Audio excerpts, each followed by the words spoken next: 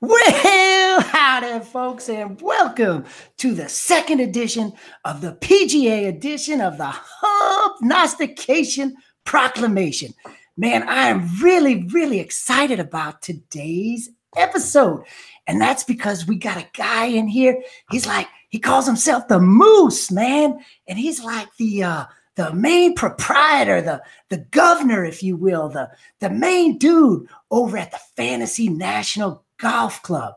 And I really am just so excited about having him here because, Humpy's not very too smart about like computerizing stuff and like that. So to be able to go to a place like Fantasy National that allows me to look at all the stats I can look at and make my own little models and stuff like that, man, it's just like a lifesaver for a not so smart dude like me. So let's welcome in Mr. Moose, the Moose-nomics. How are you, sir? I'm doing great, Hump. How are you doing, man? You probably are always doing good.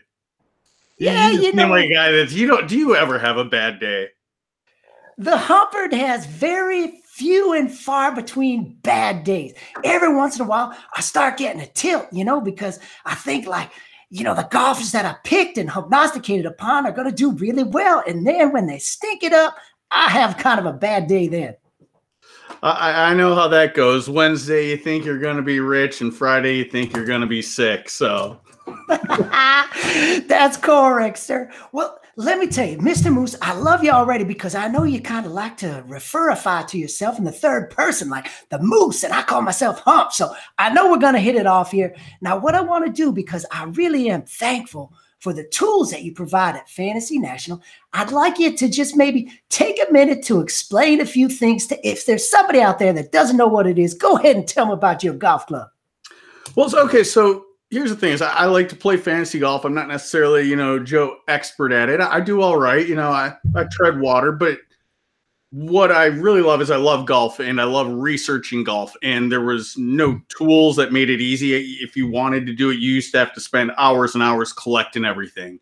And I'm good with data. I'm good with the website. So what I try to do is I try to put all that information at your fingertips. So you can be looking at information that nobody else is looking for within a couple of clicks.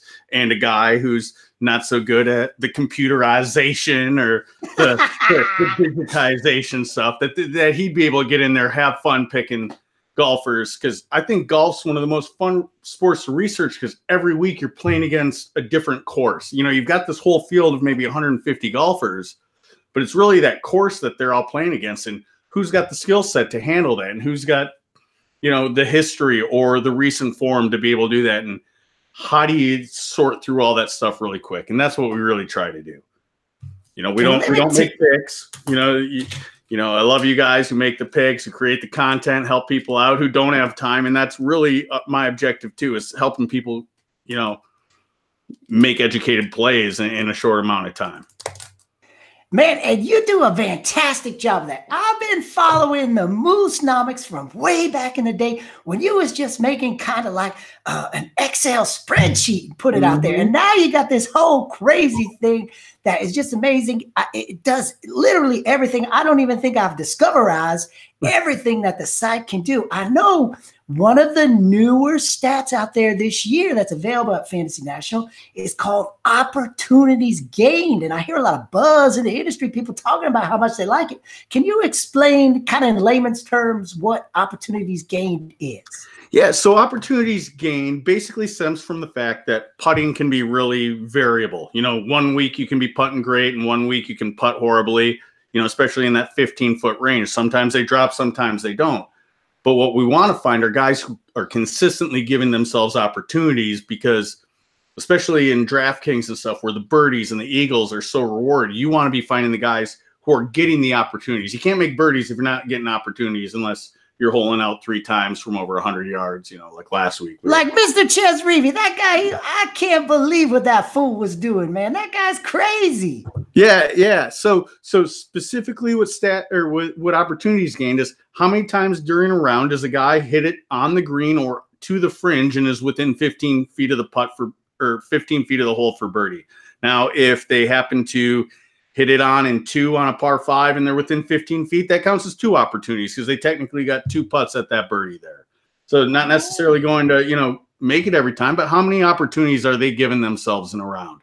It's a pretty logical, stat when you think about it. Is okay, yeah, that's something kind of like tee to green, but also just also meshing in proximity and yeah.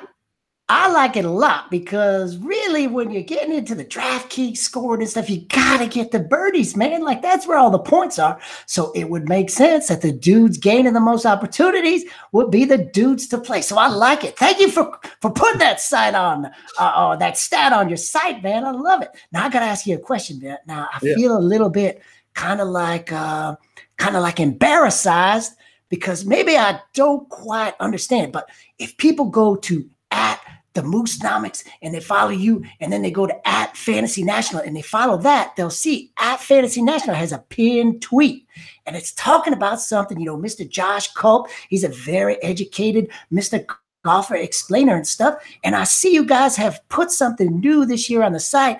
It's on your pinned tweet. I don't know what it is. Can you please explain that one to me? Yeah. So the idea behind that is, instead of just tracking how many strokes gained somebody has every week, is how often do they gain strokes? Because a guy who loses 3 strokes over, 3 rounds, but then gains 10 back, he's a positive guy, but he only gains strokes 25% of his rounds.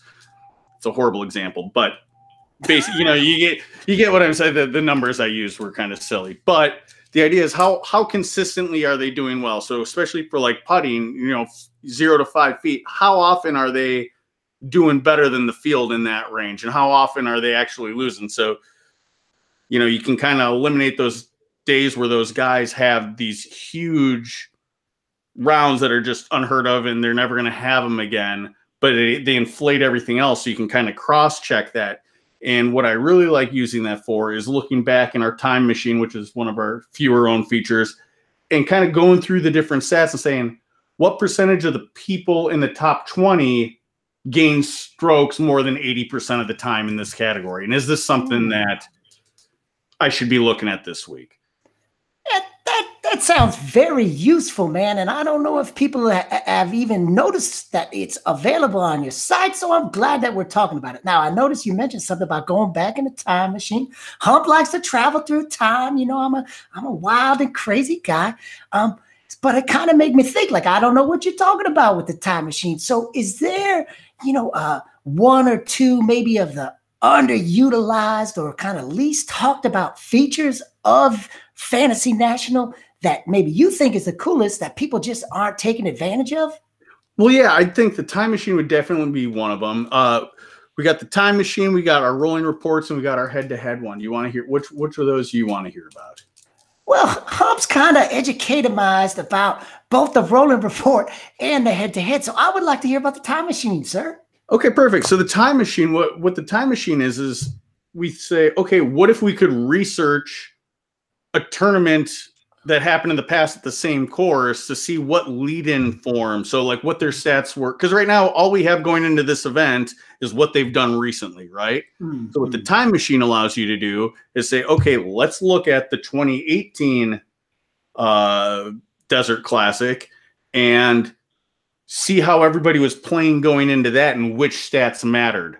Which rankings matter. Were all the guys who were top in tee to green, are they the ones who are finishing high, or are they not? Or does this filter that I'm throwing on to say I only want to look at bent grass or Bermuda grass, does that seem to matter? So you can go back in time and look at stats that only went up to that tournament. They don't include what happened after that tournament. So you can just say, hey, is this important? Because at Fantasy National, here's what we want to do, is we want to make it easy to research your guys based on the conditions that you think are important. B, figure out which conditions are important. And then C, be able to build, effective lineups. So the time machine is really key in helping you say, okay, what is it that I should be focusing my time on? Does this thing even matter, or is it just noise? And you can just do that by an eyeball test, because instead of a salary there, we put down what their rank was that week. So, you know what I mean? So you can see, so if you sort by one, you can just see that, oh yeah, we got in the first 20 of this, only 2 of the guys missed the cut. So that might be something that I want to focus in on this week. And then Oh, you can go to the previous year and see if it was just an anomaly that year or move back again, you know? So you can definitely go down a rabbit's hole with it, but I think it's definitely something that people don't look at.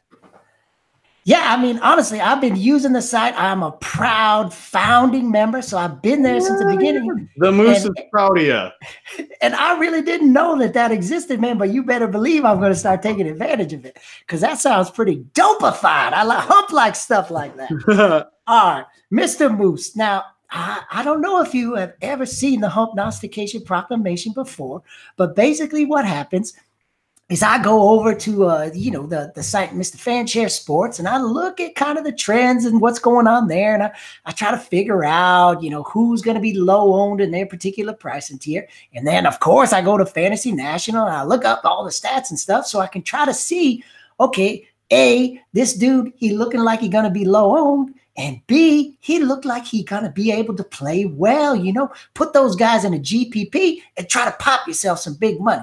So that's what the Humpnostication Proclamation is all about. I'm gonna give you 4 guys, 1 from each pricing tier, and then you tell me what you think about each one of these guys. You ready to party or what? That sounds great. And let me just tell you too, so I'm going to be displaying the power of Fantasy National too. So you sent me a couple of these names earlier. I didn't have a chance to do it. I was dealing with kids, but I'm going to be pulling this up and doing my research on the fly with you. How does that sound? That sounds even better, man, because people can visualize like all the stuff that's available to them. I like this. All right, man. So here we go. I always start off 9K and above. There's always guys in the $10,000 range, but there's not too many. So I lump them all together from 9,000 all the way up to the top. And this week, the guy who I'm kind of noticing in there is my dude, Andrew Putnam. Okay, now I understand he doesn't really rate super well in anything I'm looking at over at Fantasy National, other than maybe bogeys avoided, but he's really hot right now. And sometimes Hump likes riding that hot hand. He made a run last week, obviously didn't close the deal, but he finished second. He put up a ton of DraftKings points. I think it was 115 DraftKings points. He didn't shoot a single round that was over 68. And in his last 5 tournaments, going all the way back to October of last year, he hasn't scored less than 80 DraftKings points, man. That is pretty impressive. So what I want to know is, do the data eyes, do the numbers, do they say that Hump is okay to ride the hot hand here or what? Oh, absolutely. I think so. I think Andrew Putnam's going to be a good play. First of all, we have him kind of around sub 10%. We have 10% ownership, I should say. One of the things I'm kind of real key on this week is I'm looking to play guys that have played within the last 2 weeks, maybe the hero, but I don't like, especially at the beginning of the year here, taking a guy like Justin Rose, who didn't play 2 weeks ago, who hasn't played yesterday.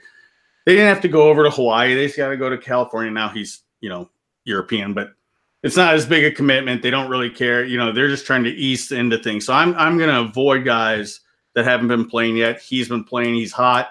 You mentioned that he's not outstanding in any single category, but that's kind of what I found when I was going through the time machine here. I went through the time machine, and John Rahm is the only guy who's had success in recent years here that came in just popping in every category.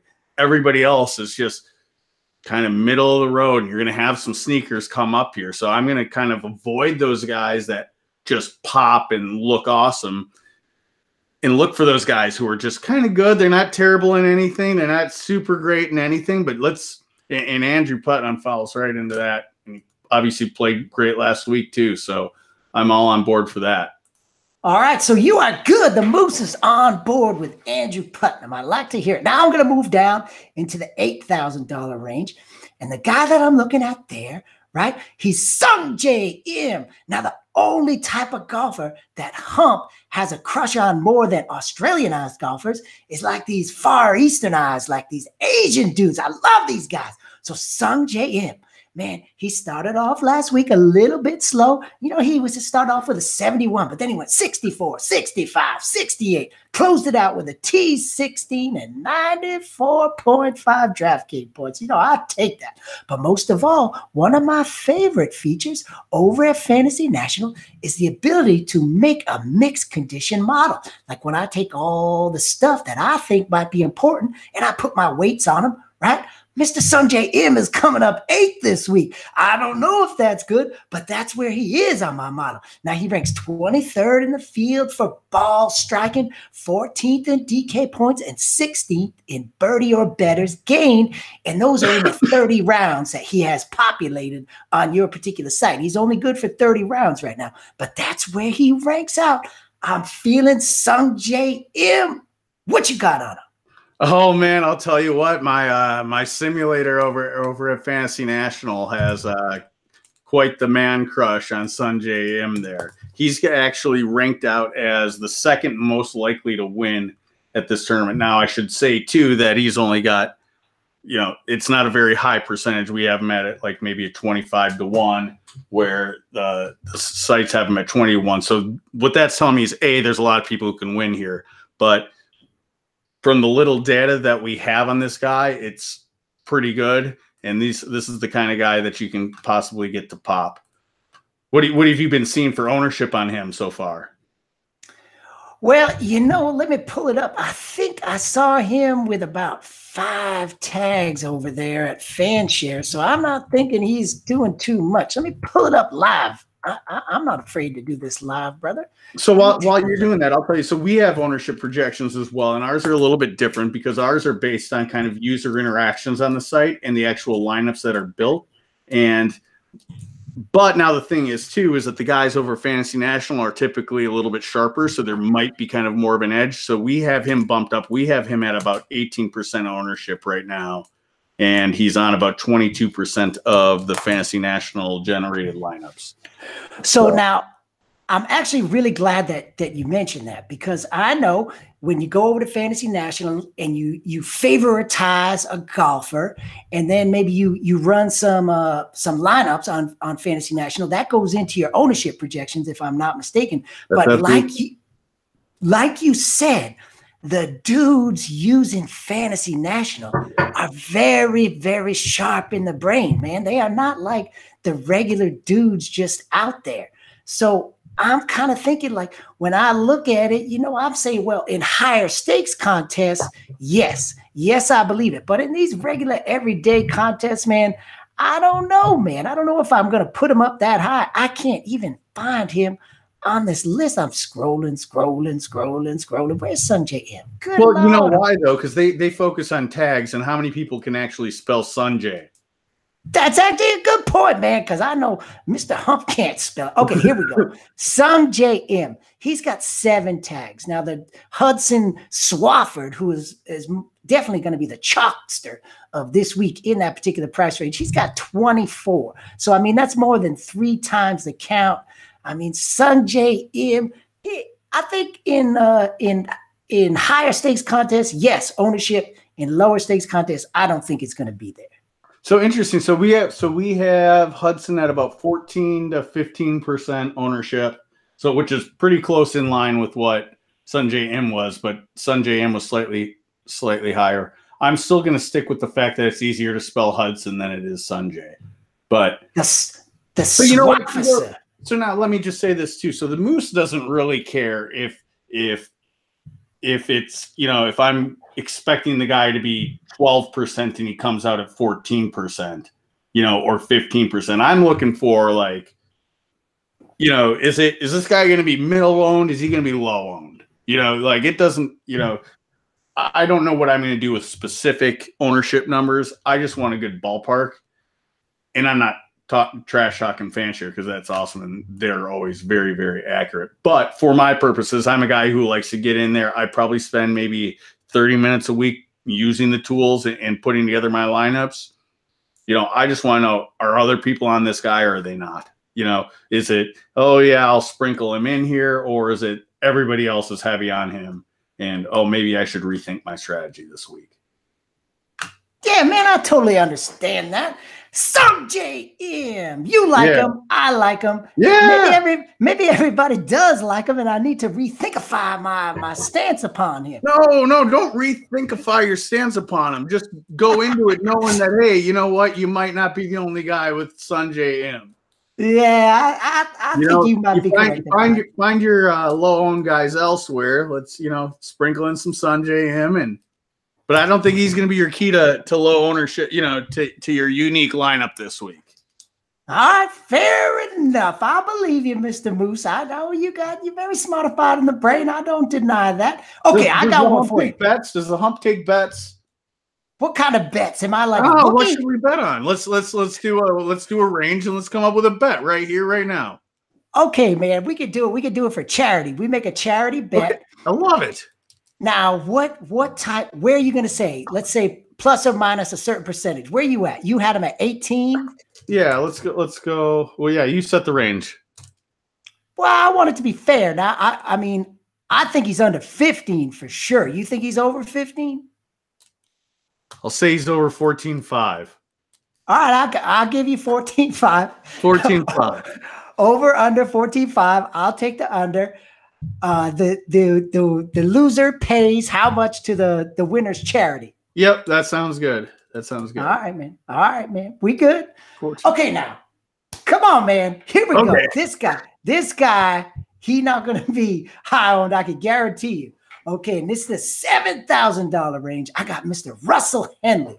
All right, so now, woohoo, right? So he's 38th in my mixed condition model. He's like 34th in the ball striking over the last 36 rounds. He's good in bogey avoidance and proximity numbers I'm looking at. He didn't play very well last week, finished 66. Now, here's the problem, man. My man has missed 6 of his last 10 cuts since the Open Championship.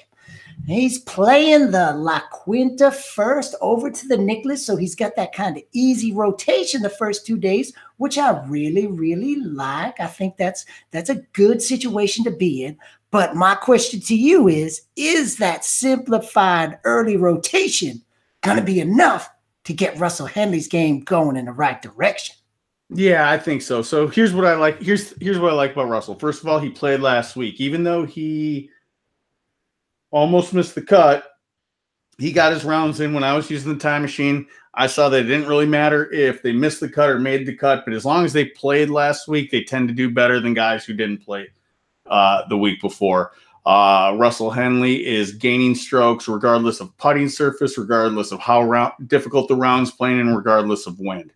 So he's been on a pretty good trajectory. He's kind of fallen off a little bit, but stuff that happened in November and October, I don't really care about. He played last week. He's fresh. He's been playing. He made the cut. Let's see what he does when you give him 3 rounds. Fair enough. I love it, man. Okay, now we're going to drop down to the $6,000 range. Now, there's never a whole lot of ownership in the $6,000 range on anybody, but every once in a while, you get a guy out of there that pops off and helps your lineups. The guy I'm looking at this week, right? Mr. Sam Saunders. Now, Sammy, he's actually up around 22nd in my mixed condition model. He ranks 14th in birdie or bettors gained over his last 50 rounds. He's got some solid ball striking numbers. Now, he finished 8th here at this very event last year, if you're into that kind of course history type of stuff. Do you think Mr. Sam Saunders can come in here and pull off another top 10 this week? Well, top 10 is going to be tall order, but here's what I will tell you. Is that another one of the lesser known features when you go onto the detail pages, you can kind of hover over their past stats as they played other tournaments, and it'll compare their lead-in form then versus their lead-in form now. And I will say that his form right now is similar to what it has been in the past when he's done, or when he got an 8th here. I would say that he also has 4 missed cuts at this tournament in the previous 4 years, or 5 or 6. So his previous 4 visits here. So, statistically not the best on approach. He's had a couple good rounds lately, but you know what? He played last week, so I like that. I like what you're saying on the stats that you're using. The other thing that I'll just say about him is that he tends to play better on difficult tracks. And this week is going to be generally pretty easy to average, in most of the case, easy, but it's not a huge difference. So, I don't hate the play again. He played last week. He hasn't missed a cut since July. And his grandpa's Arnold Palmer. So what else do you need, right? Yeah, I mean, maybe he's like got to be good at golf through injection, basically. Like the what's it called? What's that stuff called? DNA. The DNA of Mr. Arnold Palmer, man. It came through somebody into Mr. Sam Saunders in some way, shape, or form, man. So I think maybe that gets you back to Bill Haas again. You won here a couple years ago. He's been showing some form, so we'll see. All right, the Moose. Whoa. All right, so I'm going to put you on the spot here. I forgot to tell you about this. Now, Humper, he normally picks his kind of favoritized golfer of the week that he wants to put out there. He calls it Hump's hero. But when I have a guest on the Humpnostication Proclamation, I like to get their point of view. So we're going to call this one the Moose's Awesome Antlers. Give me the guy. Give me the guy. The Moose's mantle. Let's stick with some alliteration here. Okay. Let's see. So I put my one and done pick in early, and I went with Adam Hadwin just because of his course history. It's early in the year. I'm not gonna, 3 months down the road go, oh my gosh, I can't believe I blew Adam Hadwin. Oh my God, did I just say that? Do not record that. On that.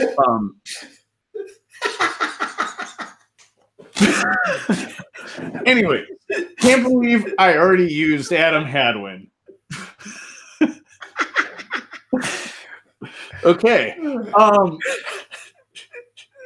So I like Putnam. I like Rahm again. He played last week.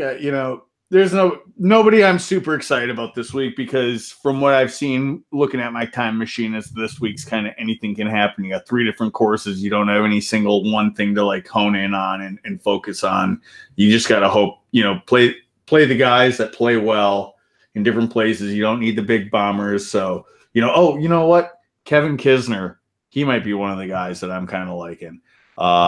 He's just too good to be as low owned and projected. He hasn't topped 10% ownership in his last 4 tournaments.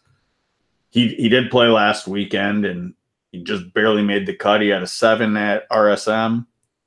He's a guy that could, sneak out and do that, and nobody's looking at him really right now. Yeah, it seems like when Kiz, gets off, it's usually when nobody's thinking about him. So I like that call. I like that call a lot. Man. I was still thinking about Adam Hadwin, but you were just talking about Kisner getting off, so This is true, man.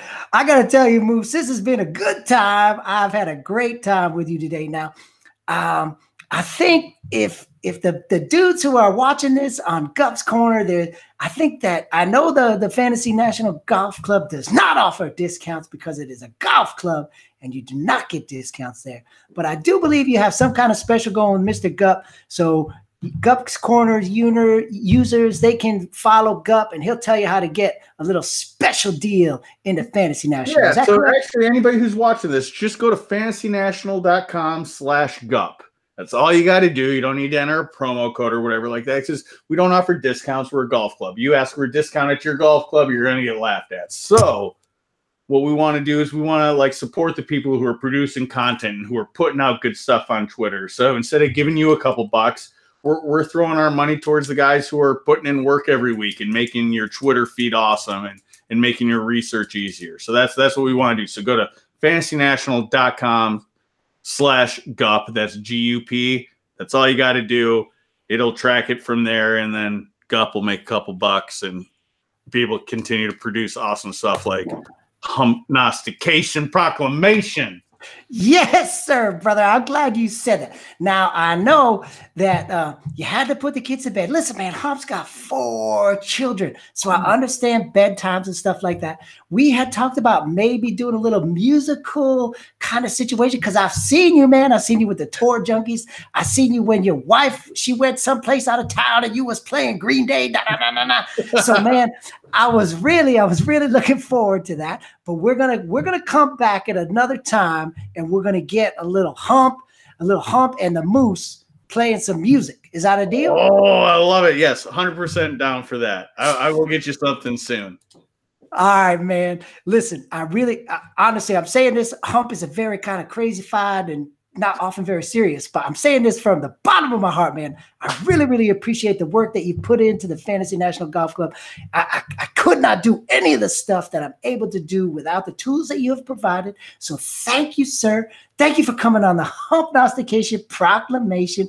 Until next time, folks, you know what to do. Keep your eyes on the prize, your hands up on that wheel, and your dadgum buffs are humping.